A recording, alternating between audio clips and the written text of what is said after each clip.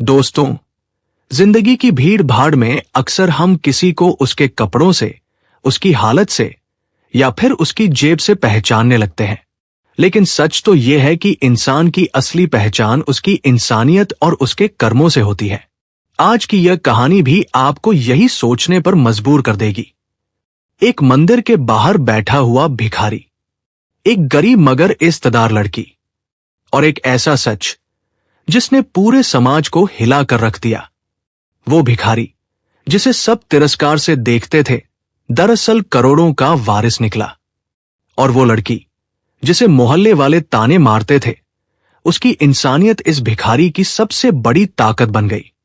दोस्तों, इस कहानी को अंत तक जरूर सुनिएगा, क्योंकि आखिर में एक ऐसा सवाल है जो शायद आपके दिल को भी छू ले और आपको अपने अंदर झांकने पर मजबूर कर दे।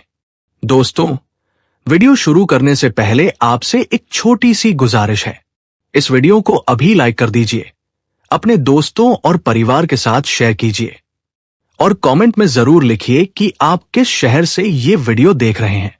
आपके कमेंट्स हमें और कहानियां बनाने की हिम्मत देते हैं। अब आइए शुरू करते हैं आज की कहानी। मंदिर की सीढ़ियों पर हर रोज वही नजारा होता था। भीड़ आती, पूजा करती, सिक्के डालती और आगे बढ़ जाती, मगर उन सीढ़ियों पर बैठा एक आदमी सबकी नजरों में बस भिखारी था। फटी कमीज, टूटी चप्पलें और झोला कंधे पर।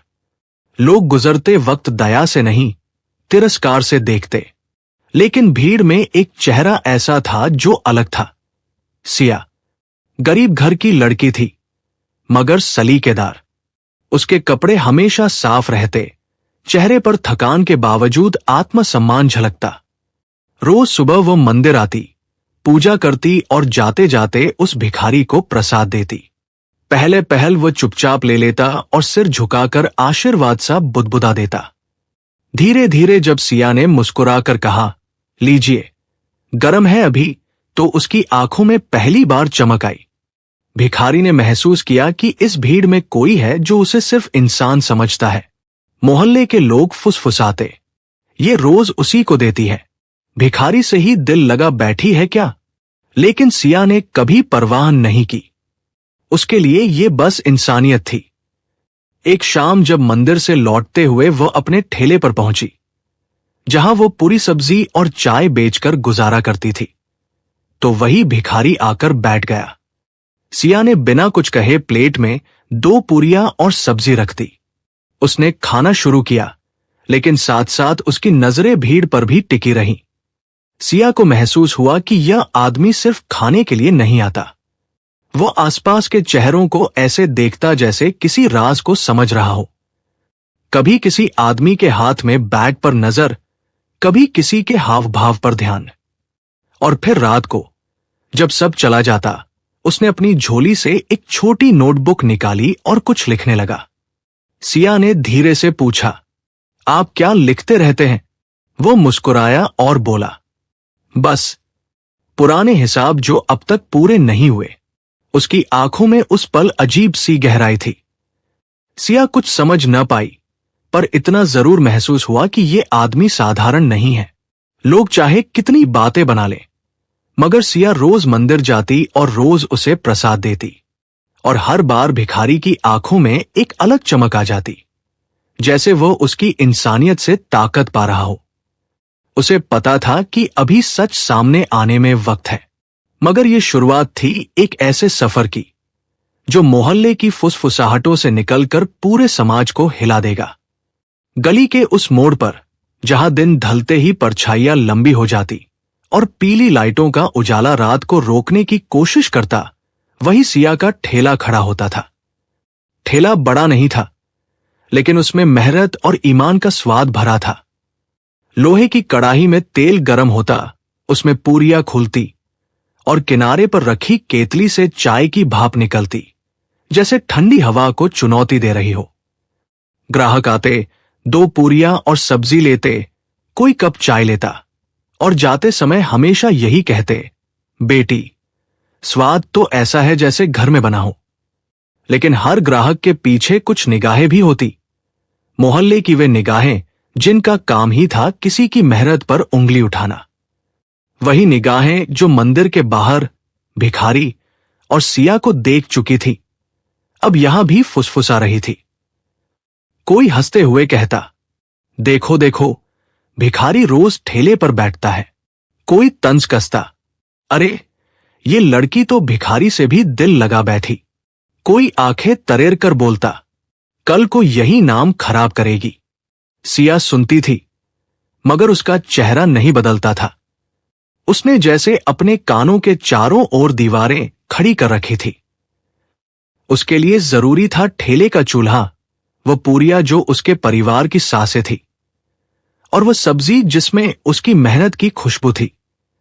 वह जानती थी कि अगर वह दूसरों की बातों पर ध्यान देगी तो उसका ठेला नहीं चलेगा, और अगर ठेला नहीं चला तो उसकी मां की दवा, उसका घर और उसकी जिंदगी सब रुक जाएगी। भिखारी हर शाम वहां आता। पहले तो चुपचाप बैठता, फिर कभी सिया उसे खाना परोस देती। वो बड़े ध्यान से हर निवाला खाता, जैसे खाने में भी कोई राज छुपा हो। सिया कहती, आप रोज यहीं आ जाते हैं, कहीं और क्यों नहीं जाते? वह मुस्कुराकर कहता, जहां इस्त मिलती है वहीं कदम ठहरते हैं। लेकिन सिया ने कई बार गौर किया था, वो आदमी ठेले पर बैठते ही सिर्फ खाना नहीं खाता था, बल्कि आसपास की हर हरकत पर नजर रखता था। कौन कब आता है, कौन कितनी देर रुकता है, किसकी बातें किस लहजे में होती है, सब कुछ वो नोटिस करता। कभी वह किसी पुराने मोबाइल में कुछ लिखता, कभी जेब से वही काली नोटबुक निकालकर पेंसिल से लाइन खींचता। एक दिन जब भीड़ थोड़ी कम थी, सिया ने उससे पूछा, आप ये नोटबुक में क्या लिखते रहते हैं? वह पहले चुप रहा, फिर धीमे स्वर में बोला, कुछ पुराने हिसाब, जिनका जवाब अभी तक मिला नहीं। सिया कुछ समझ न पाई, पर उसकी आंखों में उस पल ऐसा लगा जैसे कोई गहरी आग छुपी हो, जो वक्त आने पर सब जला देगी। मोहल्ले वाले अब और ज्यादा बातें बनाने लगे। एक औरत ने अपनी पड़ोसन से कहा, देखना, कल को यही भिखारी इस लड़की के गले का बोझ बनेगा। दूसरी ने जवाब दिया, नहीं बहन, मुझे तो लगता है कि लड़की को ही सबक मिलेगा। सिया ने यह सब सुना, लेकिन उसने बस अपने हाथों से पूरिया पलटीन और सोचा, लोगों के पास बोलने को हमेशा कुछ न कुछ होता है, लेकिन पेट भरने की ताकत किसी की जुबान में नहीं, सिर्फ मेहनत में होती है। उस रात जब ठेला बंद करने का समय आया, सिया ने देखा कि भिखारी दुकान से उठकर सड़क के मोड़ पर चला गया। वहां वही आदमी खड़ा था जो रोज मंदिर की दानपेटी वाला बैग लेकर गुजरता था। भिखारी ने दूर से ही उस आदमी को देखा और अपने नोटबुक में कुछ लिखा। उसकी आंखों में उस वक्त एक अजीब चमक थी, जैसे वो हर दिन किसी बड़े सच के और करीब पहुंच रहा हो। सिया ने सोचा, ये आदमी सच में कौन है और क्यों हर दिन इन चीजों पर इतनी गहरी नजर रखता है? लेकिन उसके मन में ये सवाल जितना गहरा होता, उतनी ही जल्दी वह उसे भुला देती। उसके लिए सबसे बड़ा सच ये था कि किसी ने भूखे पेट को इज्जत दी थी, और उसके अपने हाथों का बनाया हुआ खाना किसी की मुस्कान का कारण बन रहा था। रात का सन्नाटा अक्सर उन बातों को कह देता है जो दिन के शोर में दब जाती है।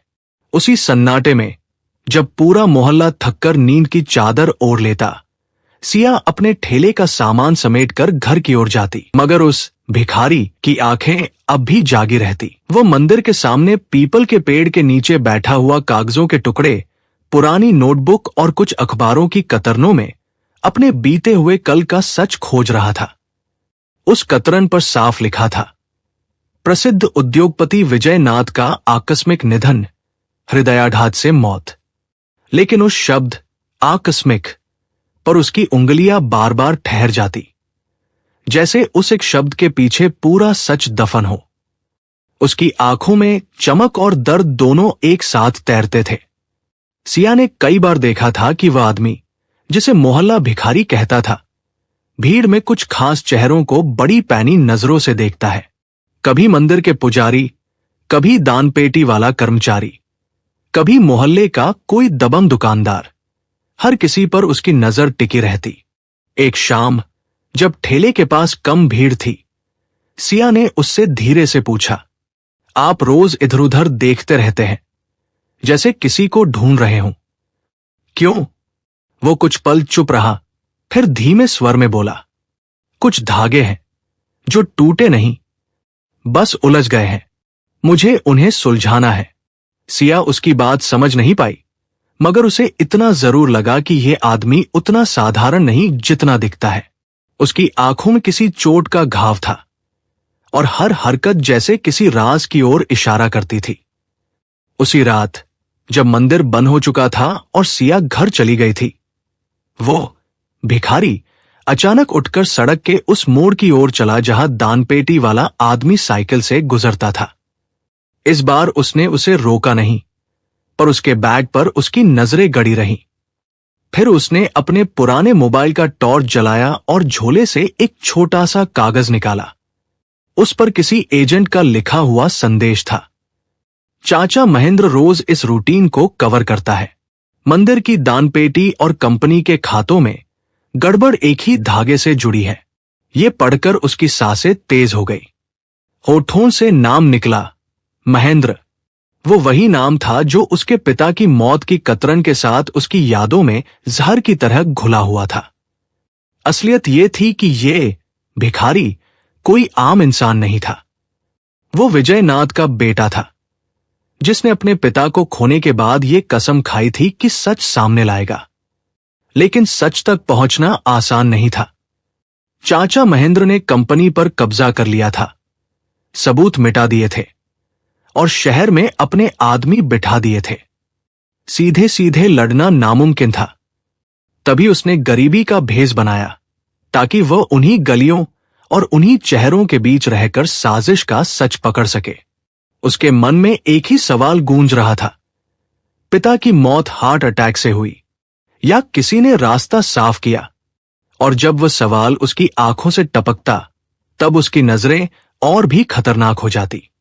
दूसरी ओर सिया को अब उसकी बातें और आदतें खटकने लगी थी।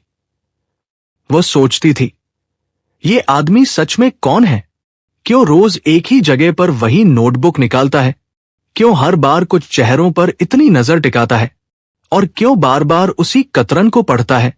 लेकिन उसके मन में इंसानियत जीत जाती थी। उसने सोचा, चाहे ये कोई भी हो, मेरे लिए ये वही है जिसने मेरे हाथ का खाना सम्मान से खाया है, और यही मेरे लिए काफी है। उस रात जब सिया ने ठेले का सामान समेटा, उसने देखा कि वो भिखारी दूर खड़ा किसी से धीमी आवाज में बात कर रहा है। शायद वही एजेंट था। बस इतना सुना, कल बड़ा दिन है, सबूत मिलना तय है, महेंद्र को बचने का मौका नहीं मिलेगा। सिया चौंक गई, पर उसने कोई सवाल नहीं किया।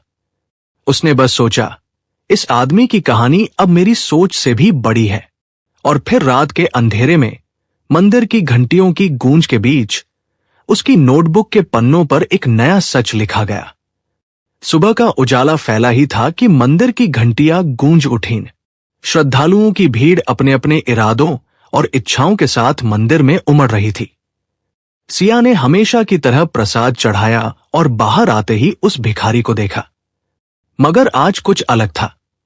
उसकी आंखों में बेचैनी थी, जैसे वो किसी खास पल का इंतजार कर रहा हो। उसकी जेब में वही पुरानी नोटबुक थी, लेकिन आज उसने उसे छुपाया नहीं। वह बार बार उसमें लिखे नामों और तारीखों को देख रहा था। पन्नों पर साफ साफ दर्ज था, दान पेटी से निकला पैसा, कंपनी के खातों में वही रकम, महेंद्र का आदमी हर बार मौजूद। दोपहर को जब भीड़ कम हुई तो मंदिर के कोने में एक झगड़ा शुरू हुआ। दान पेटी गिनने वाला आदमी और पुजारी के बीच पैसों को लेकर बहस छिड़ गई। आसपास के लोग इकट्ठा हो गए। कोई कह रहा था, दान का हिसाब गड़बड़ है। कोई बोल रहा था, ये सब मंदिर की बदनामी है। भिखारी चुपचाप खड़ा रहा, लेकिन उसकी आंखें सब गिन रही थी। उसने देखा कि पुजारी के हाथ में जो रजिस्टर है, उस पर कंपनी का वही लोगो छपा है जो उसके पिता की कंपनी विजय इंडस्ट्रीज का था। यह देखकर उसका दिल कांप गया। उसने धीमे स्वर में खुद से कहा, यानी चाचा ने न सिर्फ कंपनी हड़पी बल्कि मंदिर की दान राशि से भी खेल किया। सबूत अब हाथ आ रहे हैं। उसने उसी वक्त अपने पुराने फोन से कुछ तस्वीरें ली, लेकिन तभी उसे एहसास हुआ कि कोई उसे देख रहा है। पीछे मुड़कर देखा तो वही आदमी जो हर रोज साइकिल से बैग लेकर आता था, उसकी हर हरकत पर नजर रखे हुए था। भिखारी ने तुरंत फोन अपनी झोली में छुपा लिया और ऐसे बैठ गया जैसे उसे कुछ समझ ही ना आया हो। सिया ये सब देख रही थी। उसे पहली बार सचमुच डर लगा। उसने भिखारी के पास जाकर फुसफुसाकर कहा, आप आखिर कर क्या रहे हैं? ये सब खतरे की बात लग रही है। भिखारी ने उसकी तरफ देखा, मुस्कुराया और बोला, सच हमेशा खतरे से होकर ही गुजरता है, लेकिन एक बार सामने आ जाए तो फिर सबसे बड़ा हथियार बन जाता है। उस रात ठेले पर कम लोग आए, मगर भिखारी का मन खाने में नहीं था। उसने सिर्फ एक कप चाय मांगी और देर तक उसी को पीता रहा। उसकी आंखें दूर कहीं जमी थी। सिया ने हिम्मत करके पूछा, क्या आप मुझे अपना सच बता सकते हैं? भिखारी कुछ देर खामोश रहा, फिर धीरे से बोला, सच इतना भारी है कि जिसे उठाने की ताकत इंसानियत के बिना नहीं मिलती, और शायद इसलिए मैं हर दिन तुम्हारे हाथ का खाना खाकर ताकत जुटा रहा हूं। सिया सन्न रह गई। वो समझ नहीं पाई कि ये आदमी आखिर कौन है, पर उसके दिल में ये यकीन बैठ गया कि ये खेल बहुत बड़ा है। उसी रात गली के मोड़ पर पहली बार भिखारी का सामना चाचा महेंद्र के गुंडों से हुआ। 3 आदमी उसके सामने आकर खड़े हो गए। उनमें से एक ने कहा, भाई साहब, अब बहुत हो गया ये नाटक। या तो चुपचाप भीख मांगते रहो या फिर कहीं और निकल जाओ। भिखारी ने बिना डरे उनकी आंखों में देखा और धीमे से कहा, भीख मांगना मेरा ढोंग है, सच तलाशना मेरा मकसद है, और जब मकसद पूरा होगा तो तुम्हारे मालिक को सबके सामने झुकना पड़ेगा।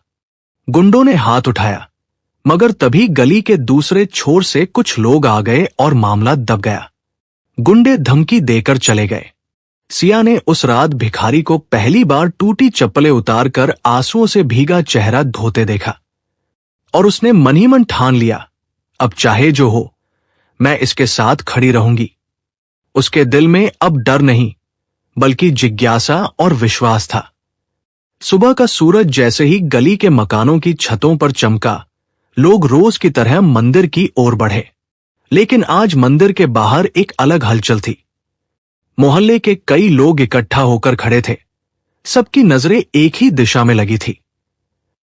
दूर से काली चमचमाती गाड़ियों का काफिला आ रहा था। आगे आगे बड़ी एसयूवी, उसके पीछे 2 कारें और किनारे किनारे काले सूट पहने बॉडीगार्ड। लोग हैरान थे, ये कौन आ रहा है? इतना बड़ा काफिला तो किसी मंत्री का भी नहीं देखा। सिया भी ठेले पर खड़ी सब देख रही थी। तभी उसकी नजर मंदिर की सीढ़ियों पर बैठी उस परिचित शक्ल पर पड़ी। वही भिखारी, मगर आज उसका अंदाज बिल्कुल अलग था।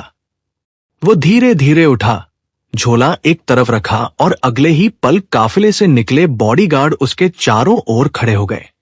भीड़ की आंखें फैल गई। अरे ये तो वही भिखारी है, ये तो रोज यहां बैठता था, लेकिन ये लोग इसके साथ क्यों हैं? तभी काले सूट में एक आदमी ने आगे बढ़कर सबके सामने घोषणा की, ये है अर्जुन विजयनाथ, प्रसिद्ध उद्योगपति विजयनाथ के बेटे। इन्होंने अपने पिता की मौत का सच जानने के लिए गरीब का भेष धारण किया और महीनों तक यहीं रहकर सबूत जुटाए हैं। जैसे ही ये शब्द भीड़ के कानों तक पहुंचे, वहां सन्नाटा छा गया। जो लोग कल तक उस पर तंज कसते थे, जिनके लिए वह सिर्फ एक भिखारी था, उनकी जुबानें बंद हो गई। सिया अवाक खड़ी रह गई। उसकी आंखों के सामने मानो किसी ने पर्दे के पीछे का पूरा मंच खोल दिया हो। वही आदमी जिसे उसने प्रसाद दिया, खाना खिलाया, इज्जत दी, वो दरअसल करोड़ों की संपत्ति का वारिस था। अर्जुन ने भीड़ की ओर देखा। उसकी आंखों में नमी थी, लेकिन चेहरे पर दृढ़ता थी। उसने कहा, हां, मैं वही हूं जिसे आप सबने भिखारी समझा। मुझे परवाह नहीं थी कि लोग क्या कह रहे हैं, क्योंकि मेरा मकसद बड़ा था। मेरे पिता की मौत एक हादसा नहीं थी, वो एक साजिश थी, और उस साजिश के पीछे मेरे अपने चाचा महेंद्र का हाथ है। मैंने यहां रहकर हर सबूत इकट्ठा किया है। अब सच अदालत में सामने आएगा। भीड़ में हलचल मच गई। कोई हैरानी से सिर पकड़ बैठा, कोई शर्म से आंखें झुका गया। जिन लोगों ने कल तक कहा था कि ये लड़की भिखारी से दिल लगा बैठी, आज वही लोग सिया को देख रहे थे जैसे उसकी इंसानियत ने सबको आईना दिखा दिया हो। सिया की आंखें नम थी। उसने धीमे स्वर में कहा, मैंने तो सिर्फ इंसान समझकर मदद की थी। मुझे क्या पता था कि आप। अर्जुन ने उसकी बात बीच में ही रोक दी। नहीं सिया, तुम्हें यही पता होना चाहिए था। इंसानियत पहचानने के लिए नाम या दौलत की जरूरत नहीं होती। तुमने मुझे सिर्फ इंसान समझा, और वही मेरे लिए सबसे बड़ी ताकत बनी। गाड़ियों के पास खड़े बॉडीगार्ड्स अब सारे सबूत लेकर तैयार थे। दस्तावेज, तस्वीरें, वीडियो, सब अदालत में पेश होने के लिए इकट्ठा किया गया था। और उस भीड़ के सामने अर्जुन ने अपनी नोटबुक उठाकर कहा, यह सिर्फ कागज नहीं है, यह मेरे पिता की आत्मा का इंसाफ है। भीड़ तालियों से गूंज उठी। जिन लोगों ने कल उसे अपमानित किया था, आज वही लोग उसकी हिम्मत को सलाम कर रहे थे। सिया बस चुपचाप खड़ी रही। उसके चेहरे पर गर्व था कि जिसकी सबने मजाक उड़ाई, वही लड़की आज इस बड़े सच की गवाह बनी। कुछ ही हफ्तों बाद अदालत का बड़ा हॉल लोगों से खचाखच भर गया। एक तरफ अर्जुन खड़ा था। उसके हाथ में महीनों तक संभाली गई नोटबुक और सबूतों की फाइलें थी। दूसरी तरफ उसका चाचा महेंद्र बैठा था। चेहरा झुका हुआ, मगर आंखों में अभी भी घमंड की झलक थी। जज ने गंभीर आवाज में कहा, अर्जुन विजयनाथ, आप अपने आरोप सिद्ध कीजिए। अर्जुन ने एक एक करके सबूत अदालत के सामने रख दिए। मंदिर की दान पेटी से गायब हुआ पैसा, कंपनी के खातों में वही रकम, गवाहों के बयान, और अंत में वो मेडिकल रिपोर्ट जिसमें साफ लिखा था कि विजयनाथ की मौत हार्ट अटैक से नहीं बल्कि जहर से हुई थी। सारा हॉल सन्न रह गया। लोगों के चेहरों पर हैरानी थी। वही चाचा महेंद्र, जिसे सब आदर्श मानते थे, असल में लालच और सत्ता की भूख में अपने ही भाई का कातिल निकला। जज ने एक बजाते हुए फैसला सुनाया, सबूत पुख्ता है, महेंद्र को उम्र कैद की सजा दी जाती है। हॉल तालियों से गूंज उठा। अर्जुन की आंखों में आंसू थे, लेकिन उन आंसुओं में हार नहीं, जीत की चमक थी। वह जानता था कि आज सिर्फ उसके पिता को इंसाफ नहीं मिला, बल्कि इंसानियत की भी जीत हुई है। सिया उस पल अदालत के कोने में खड़ी थी। उसकी आंखों में गर्व था। उसे लगा कि उसकी छोटी सी मदद ने किसी की जिंदगी बदल दी। अगर उसने मंदिर की सीढ़ियों पर बैठे उस आदमी को सिर्फ भिखारी मानकर नजरअंदाज कर दिया होता, तो शायद सच कभी सामने ना आता। अर्जुन ने अदालत से बाहर निकलते समय सिया की तरफ देखा और कहा, तुम्हारी इंसानियत मेरी सबसे बड़ी ताकत बनी। दौलत ने तो बहुत लोग दी, मगर सम्मान सिर्फ तुमने दिया। लोगों की भीड़ में वही लोग थे जो पहले ताने कसते थे। अब वे सबक ले चुके थे कि इंसान को उसके कपड़ों से, उसकी हालत से नहीं, उसके दिल और कर्म से आंकना चाहिए। सीख। दोस्तों, इस कहानी से हमें यही सीख मिलती है कि इंसानियत सबसे बड़ा धन है। गरीबी और अमीरी सिर्फ हालात है, मगर सच्चाई और मेहनत कभी हार नहीं मानती। जो सच के रास्ते पर चलता है, देर से ही सही, जीत उसी की होती है।